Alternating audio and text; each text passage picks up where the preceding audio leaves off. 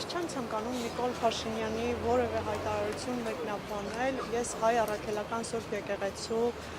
զավակ եմ, 13 տարի ծառայել եմ Արարատյան հայրապետական թեմում։ Հենց Նիկոլ Փաշինյանի պատճառով ինձ հեռացրել են թեմից, որովհետև երբ որ Նիկոլ Փաշինյանը Սուրբ Սարգիս եկեղեցի եկավ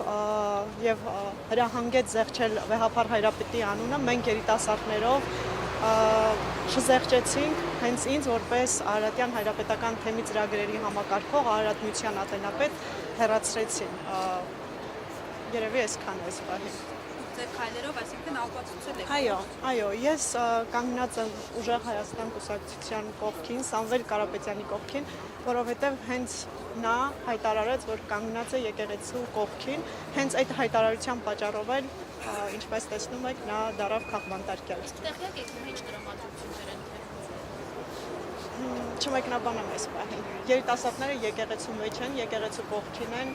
վեհափառ հայրապետի կողքին։ Շնորհակալություն։